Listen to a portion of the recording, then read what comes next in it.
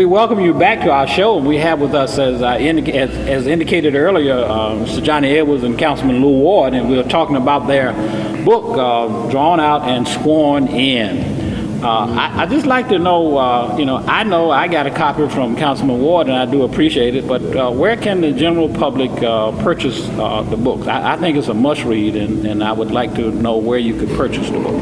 Well, right now, as you listen to this, you can take out your Nook or your Kindle or any kind of e-device, and you can download it right now at any of those websites. And it's a special price for them for $3.99. So right now that we're talking, you can go on those e-files. It's also available on www.amazon.com, www.barnesandnobles.com, and you can get it from those places.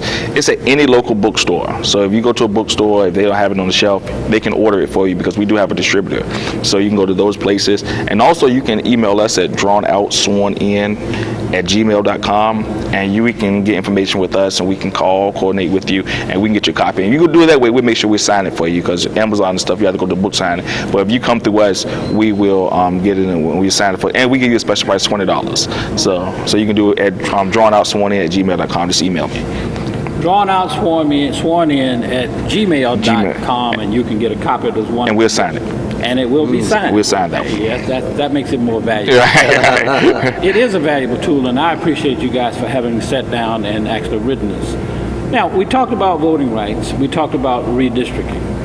Now let's talk about this political career that obviously was generated somewhere, the genesis of this political career of Mr. Ward, Councilman Ward, I should say, that came out of the hard work and the effort that you two guys put in working in this whole voting right and redistricting arena. Tell me a little bit, Mr. Ward, about where was the light bulb, or where was the spark plug or the linchpin that said, Lue Ward, you must do something different? Go back to the mentoring again. It was the fact that I'm trying to encourage Johnnie to be more involved in the city of Suffolk. And Johnnie, felt that he was going to leave. So I said, no, you can't leave. You're too valuable for the city to leave. You can change things that you don't see going on. You can change it. But I remind me a lot of you too. Because you come to, you talk, and you're so mild, and you look at both sides. So what happened was, during the process of redistricting and doing what I went through with him, and he was with me at all times, and I'm trying to tell him, run. And so at the time when things were getting really frustrated, and to have a lot of the city people, there's people against you in the whole city and not looking at what's going on with redistricting and how valuable it was. So what happened was, it came a point where I said, I can't be saying to Johnnie, run, I don't run. So it came one particular time, it was at a meeting in Pewsville, that I said, I gotta run. And I'm gonna say this here, and I want to share this with you. Certain people said I'll get 1,200 votes. Some people said, I'm gonna get, Johnnie Edwards showed to me that where I need to get the votes from. So when he shared that to me, I knew I felt I could win. But the point is, during the race and during the time they counted and absentee ballots, I wasn't concerned about me. I didn't want to lose because of Johnnie Edwards and my family. My sons, my daughter, they got involved with the race. I didn't care about, I didn't want to lose. So for me to worry about, I was glad on how things went. See how many votes I had. But I told you one time before, I just want to see how many votes I got at one time. 1,000 votes. I just want to see. And that was something I wanted to see even early. But I was more concerned about the young people that were working with me through my campaign than myself. So it was something that I cared about them, but I want them to be able to jump in the arena and become leaders of the city. Johnnie, tell me a little bit how you felt about that mentor-mentee relationship, in which the mentee actually boosted the mentor into doing something that he was a little reluctant to do. Well, that's your job. Yeah. We always put the responsibility on the mentor to be this, but the mentee has to humble themselves enough to be open to correction and change and the rest. Writing a book, it was one thing I always kept in mind.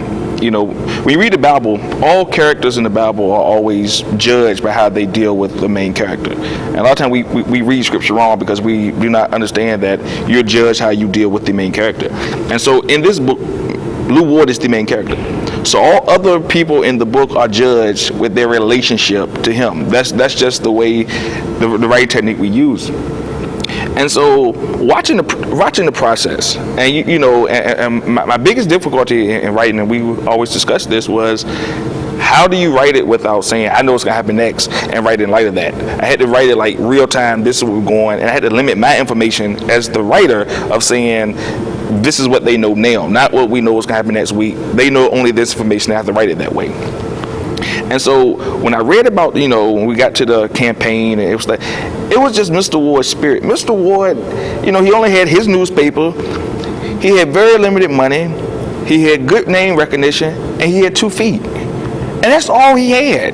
And like to go out there and walk with him every day, and you know, seeing Mr. Ward, you know, hearing about him taking goodies, you know, to keep walking, and you know, it's hot suns, and you know, I always say we had like this green and red tattoo, going door to door and meeting people and everything.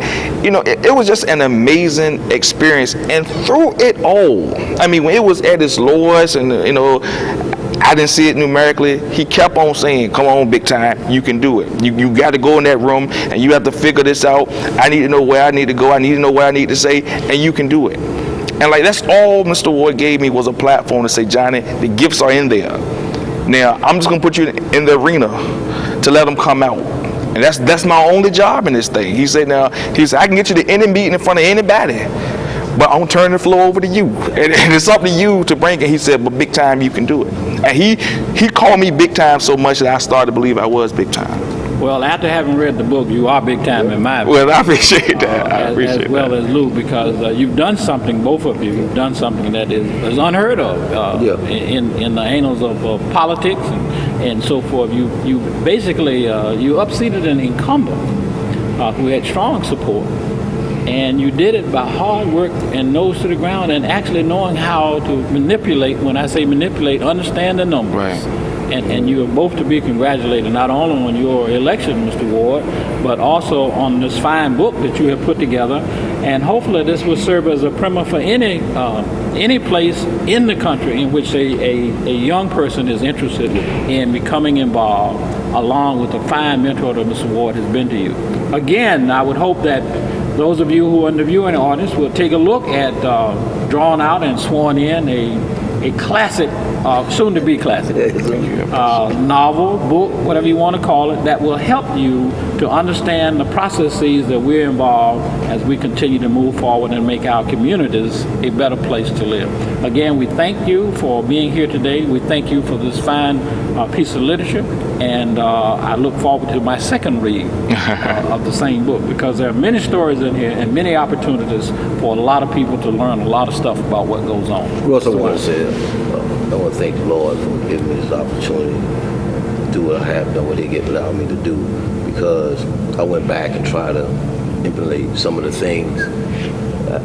I couldn't believe I'd done all that, because we did certain communities, and we did them all. And I thank you, because, you know, when we first started, we talked with you, and I like to thank my family, because they sat back and waited, and they was anxious to run, and we're ready. And we said, we got it. And you know, I want to thank Mr. Johnny Edwards for taking his time and putting his life on hold. So when you read the book, it's like, you know, I even felt, wow, I can't let him down. So I like to thank everybody. I like to thank you. And we'd like to thank the viewing audience for being with us today. And don't forget, it's out there, it's available, drawn out, sworn in, a must read.